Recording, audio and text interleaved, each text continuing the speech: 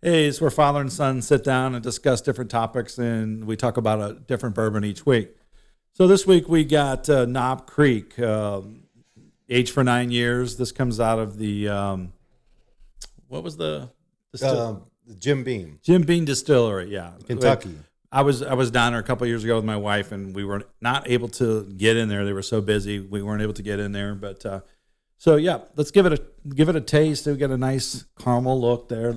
It's got a nice smell to it. Yeah, it's not bad. This is definitely not like what I would call a high-end bourbon or anything, but it's decent. What do you think you could pair a Knob Creek bourbon up with? I think Knob Creeks are like a really decent bourbon to like make drinks with. I mean, like mixed drinks. Like yeah, you could do like a nice Manhattan with it, or I mean, you can drink it. You could drink it neat if you wanted to as well. Hey, you're talking about like a grandpa's Manhattan when he puts the vermouth? You're talking about my father, where 10 High is on the list.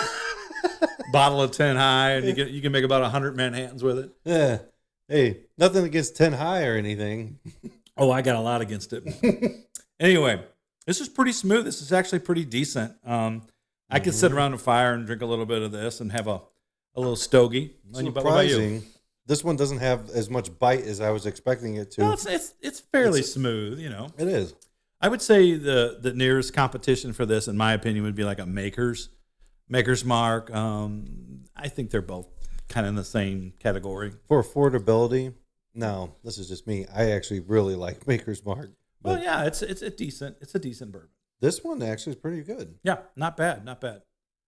So this one would go good with like a Coke and stuff like that as well. Very nice. Some people like Jack and Coke. Some people like just to take like a Maker's and Coke or a Knob Creek. I've seen, obviously we haven't reviewed this one yet, but it was Conor McGregor's, what was it? His Proper 12, or isn't that what it's called? Proper 12 or Proper 21 or whatever the hell he calls it. Conor McGregor. Oh, okay. I'm with you. The Proper 12. So he mixes his with like an orange soda, apparently. You ever heard that? People mix liquors with different things. Everybody's got a different palate, you know, what they like or whatnot. I would think mixing that would not be mainstream like that, but I have to admit, on New Year's, I mixed my Maker's Mark with Sunkist soda. It was sugar-free, so maybe I didn't get the full experience. Hey, I don't know. But then we have a soda pop, what the hell would you call a soda pop place around the Fitz's or whatever, but it's distributed out of here. But they have a cream orange, or an orange cream that's actually really good. And I mixed that with it. And it actually was not bad. I prefer it with vodka, but it wasn't bad. Well, yeah, I never mixed any bourbon with that kind of orange drink. I haven't either. I couldn't tell you from experience how that would taste. Hey, but until the Irishman said to mix it up. Hey, speaking of the Irishman, what'd you think of that movie? Hey, I thought that was actually an exceptional movie. It was a Netflix exclusive. It was a Netflix movie. So with COVID in the movie theaters and stuff. So, but I thought it was a really good movie. Are we diving in on the Irishman now? I think so. Okay, but you know what? I don't think that movie actually was supposed to come out to theaters. I don't think it ever was. I think it was supposed to be Netflix, especially exclusive. Netflix.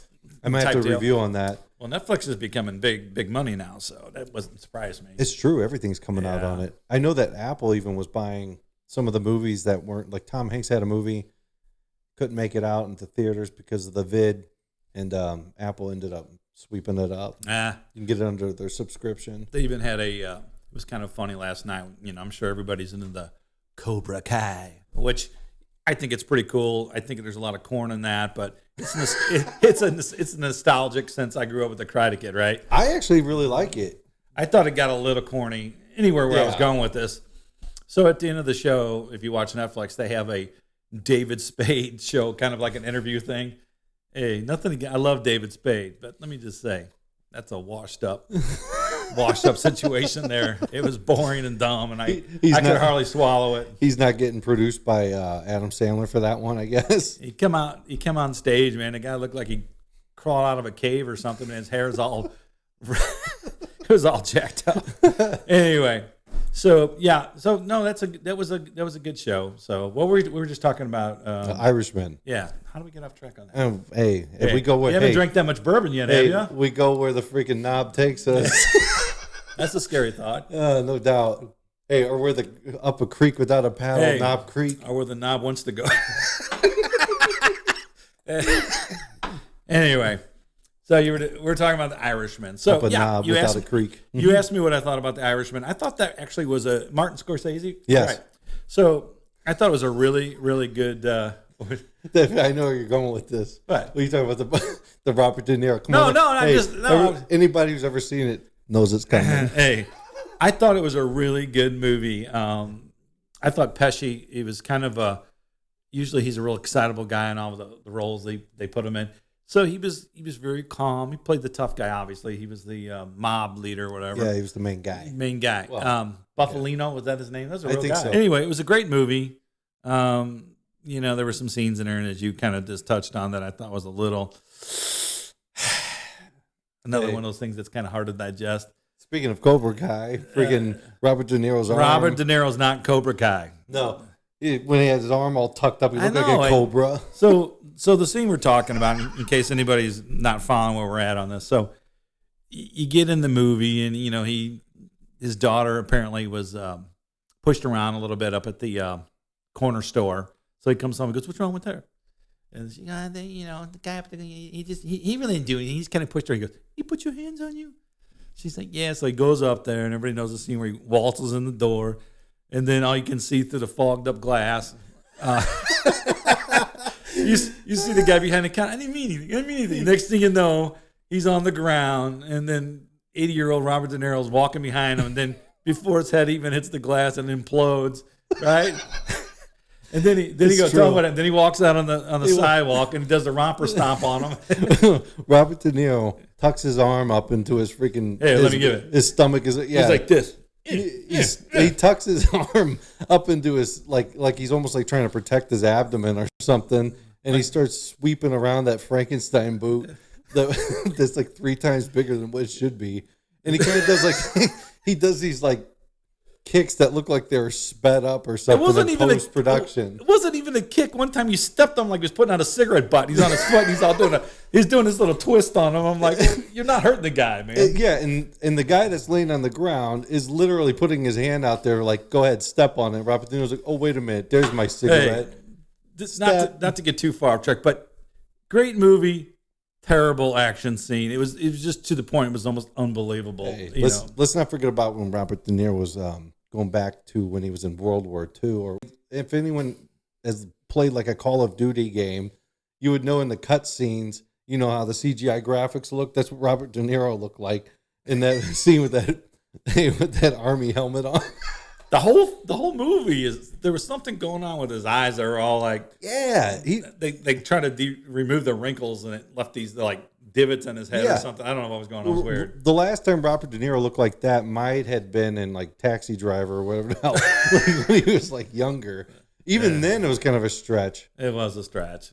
Yeah. But you got to admit, the movie was great. It was a good movie. I've watched the movie actually I bet you I watched that movie 4 times. I think it might be a psychopath. It's like a 3-hour movie or something. It's a long movie. Yeah, but it's if anybody hasn't seen it, it's definitely worth watching. It's actually, I know we're poking fun of the Robert De Niro scene and everything, but actually it's a really good movie. It is a good movie. It's just, that scene's just a little, okay. It's tough. We're going to jump ship just for a second. We'll come back to The Irishman. So we're going to go to another movie that I'm sure most of everybody's seen before, and it's very similar to this. Ready? You know where I'm going with this? You have no idea because we didn't even talk about this. So, Gran Torino. Oh, my God. So you know where I'm going with this, right? Oh, yeah. So here we go. We got Clint, 80-plus years old, right? And then he's kicking. He stumbles off this porch in this scene where he's gonna kick this guy's butt. And it looks like an old man stumble, and he stumbles off the porch. He shuffles off the stairs. And then I guess that's all in slow mo to look like he's really doing something. Anyway.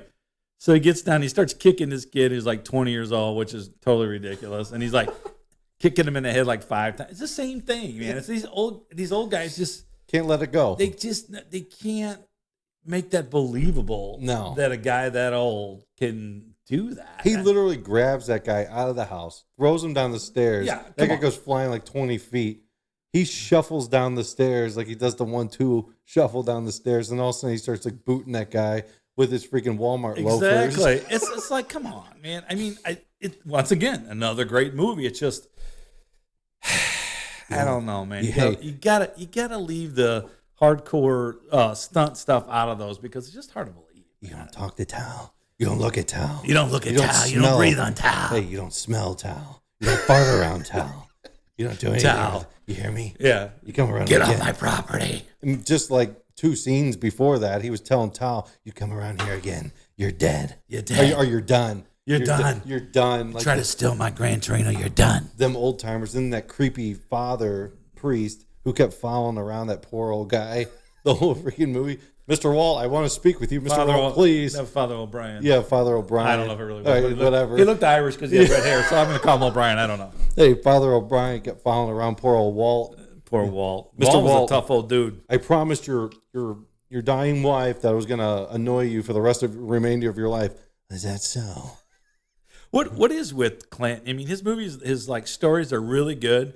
They're very intense and they're very depressing. I mean, $1 Million Baby, good movie, but my Lord, I mean, that was like a depressing ending. Gran Torino and The Irishman are great movies. There's Martin Scorsese. He didn't do Gran Torino. Obviously, that was Clint Eastwood.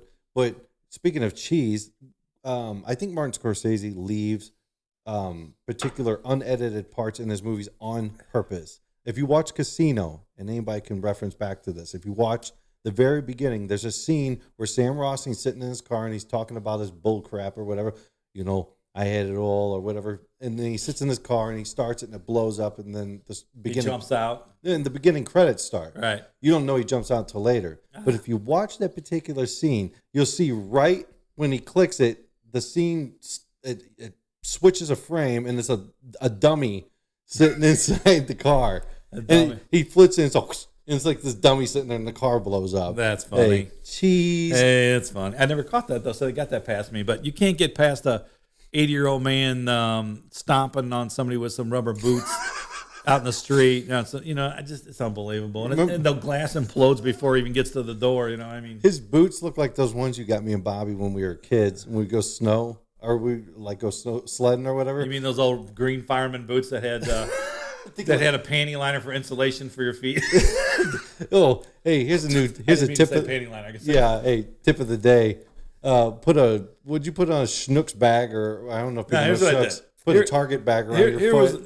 Anybody grew up in the 70s realized snow boots back then were junk. So what you got was a freaking rubber tire, the tube, and then you had like what I don't even know what you would call it. It was like this fake fuzz they would put in there. Dude, you put your foot in that thing, and 20 minutes later, you had frostbite. There was no way to get around it, and then the water be on your boots. So the only way I could overcome it was to take a plastic bag, grocery bag, the poor man's galosh, and you wrap it around, you would wrap it around your sock after you put like four pairs of socks on, and then you go out, and then you had a fighting chance. Yeah. Otherwise, it's so true though, because I remember one time we were over at Bridgeton Greens and we were sliding down. And it was like a hill this steep. It was like a blizzard. I think Donnie and Mitch were there. We were going down that hill, and my freaking boot come flying off. Oh, you're done. Hey, Donnie saw it, and he's my older cousin. He just started busting up laughing because I got this freaking grocery bag around my foot, and I'm all sliding down the hill. I was trying to save you, man. But here's the thing. This is one thing I remember about that. You walking around, you get wet. I didn't feel any cold on my foot at all. I probably could have wore the freaking grocery bag foot. I just wouldn't have looked appealing. I'm telling you, I stand by this today. I used to work outside a lot back in the day, but the best way to protect yourself in the snow and the cold is to wear either a pair of boots or just tennis shoes with some socks on and put a pair of galoshes on. And, the ones that buckle up. That's the ones I was talking about. Dude, those things are a pain in the ass, though. Yeah, but you stay warm and toasty in those things, and that's the way. That's the ticket. Let's back up for a second. Let's go to Rambo. Oh, my God. We'll bring up Stallone. So Stallone's, what, he's 70? He's 74? 73? Let me see here. He's 74. So he can still, once he does the dip and gets his hair all black again... Damn. And then, he pumps. He's 74. I told you, this is 74. Yeah, so dead on. He keeps himself in pretty good physical condition. So it's sort of believable when he is in those things. I kind of can believe it. And even Arnold, Arnold's an older guy now, but he's still a stud, man. He's still fairly fit, right? I know what I'm doing. In Expendables, he had a little cameo. He didn't do much on that though. I think that Arnold does that simply because that's what Stallone wants him to do. Hey, yo. Yeah. Hey, Arnold. They had that rivalry for years. Who could be the baddest? Yeah. Clearly. Tough guy, right? Did you ever hear the story on that with Arnold? He basically, there was this movie and Arnold pulled a little trickery on Stallone. He's like, I want you to tell him that I want this movie really bad. Tell him this, so he takes it because it's a piece of shit. And he did. And Stallone was like, "Oh, he wants the movie? Okay, I'm gonna take it." What movie was this? I can't remember the name of the movie, but it was a fucking flop. But so they came to me with this other movie, and I've forgotten what it was called. Stop or My Mother Will Shoot. My Mom Will Shoot, exactly. Yes. That's right. And so I read the script, and it was a piece of I mean, let's be honest. And so I said to myself, I'm not gonna do this movie. So then they went to Sly, and then Sly called me and he says, hey, have they ever talked to you about this movie? And I said, yeah. I said, I was thinking about doing it. I said, this is a really brilliant idea, I said, this movie. And so when he heard that, because he was in competition, he immediately called him and says, look, whatever it takes, I do the movie. So he did the movie. Wow. And of course, the movie went major into the toilet. So he's pulling like he did on Lou. Oh, yeah. He's pulling the mind games on like he did Lou. Oh, yeah. Hey, Lou, 2 weeks earlier, you probably would have, 2 more weeks or Lou, you would have been in better shape. I know. You didn't have the timing right, I'm telling you. I know. 2 more weeks, you would have been perfect for you, Lou. He's like, but this was this. He's like, you just never had the Olympia, but at least you had the universe. Then he go, yeah, then he said, I called my mom this morning. I already told her I won. Yeah, I called my mother this morning and told her I won. She says, congratulations, Arnold. Now, mind you, the scene, if anyone's never seen Pumping Iron, Arnold it was 1975, and he's sitting in at lunch or dinner or breakfast, whatever the hell it was with Lou Ferrigno's parents and Lou, just like totally degrading him in front of everybody. Yeah, what was his dad's name? Matty? I think it was Matty. I believe so. He goes, Arnold, you're so full of shit. He said, Arnold, the only thing that's, what'd he say? The only thing that's left is Arnold's bullshit. That's why I'm up here, Arnold. See? I'm not wearing boots. My boots, probably those ones we were talking about earlier, where you buckle them up. Yeah, that was a good movie, though. It was a good movie. Or documentary, whatever you want to call it. We were still dipping on Rambo, then it turned into Sly. No, we started on the Irishman. Oh, I need a... Well, hey, speaking of Sylvester Stallone, the Rocky movies. Rocky 1, he's a dumbass. Rocky 2, he's even dumber. And then Rocky 3, all of a sudden, he's Mr. Intellectual. Yo, buy this credit card here, It's really good. And the second one, he's all, hey, yo, Adrian, you want to go to the zoo or something, Oh, God. Did you ever see the part? Yeah, you've obviously seen it. Anyways, when he's doing he's trying to make a little extra cash. And that's when he's trying to do those movie things, those commercials. Yeah, and the guy's like, just read it off just the cue read card. Off the teleprompter. Yeah, he's off the cards. He goes, just forget it. He goes, I might be a little punchy, but he's ain't punch. I ain't stupid. You're being very rude. No, I gotta be a real idiot to be out here having you talk to me this way in front of my wife, or whatever he said. But he was all smears manly. He's like, smears manly, Rock. You reading that? Okay, Rock. He's all, yeah. He's like, well, read it again. Take one. Action. Go now. Action. In the morning, I splash it on, and it makes me smell manly. Smell manly? Cut. Does that smell manly? Can you read that, Rock? Yeah. Well, let's go again. What? Excuse me. He's like, what? Oh, he was carrying around that freaking Fred Flintstone that club or whatever. I remember that scene. Tell Adrian was ready to freaking jump out of that window. Adrian, that was interesting in the first one. She was very homely looking, wasn't she? In that, they kind of turned her around. They took the glasses off and kind of fluffed her up a little bit, and she ended up being all right. Eh? Hey, then Sly, or I guess Rocky, flipped her around in the first one. Hey, yo, I'm gonna kiss you.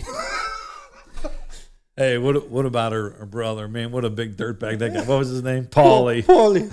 Oh, Rocco. Hey, everybody's got a Paulie in their family somewhere, don't they? Hey, Paulie was the epitome of a loser. Yo, you want my sister? Hey, I got something for you, Rocco. Hey, you want me to bust the teeth out? And he's like, can't like her teeth the way they are, you know? And he's all, remember, yeah, it was the first one. He was making that turkey or whatever. Yeah, and he threw the turkey out the door or He's something. like, go talk to my sister. Go talk to her. She's at the door. Talk to her. And he's like, I don't know. She don't really look like she want to be talked to. He said, just go talk. You want to date my sister? Go talk to her. And he walks up to the door. Rocky's all, hey, yo, Adrian, it's me, Rocky again. He's all, I ain't used to talking to no doors or nothing. Yo, Adrian, it's me, Rocky. Rocky, you know? Listen, I don't know what to say because I ain't never talked to no door before, you know? Stupid. That's what he was doing. Then he took her back to his little apartment. Where he looked like Where he like looks like some molested her. major dump in East St. Louis. He's got two turtles. He's got two turtles in there kissing on each other. And she goes, well, Paulie's going to wonder where I am. So he opens the window and he goes, Yo, Paulie, your sister's with me. I'll call you back later. See ya. that's funny. He looks at Paul. He looks at her and y'all. I want you to take off those stupid glasses. He didn't say stupid. No, he didn't. But he's like, I want you to take off those glasses. He's like, okay. I want you to take off that hat. What? Take off these glasses. You got nice eyes, you know? Do me another favor. You take off that hat. And I want you to take off that bra. He didn't say that. That's what he was thinking. Then midway through, I'm going to take off that condom.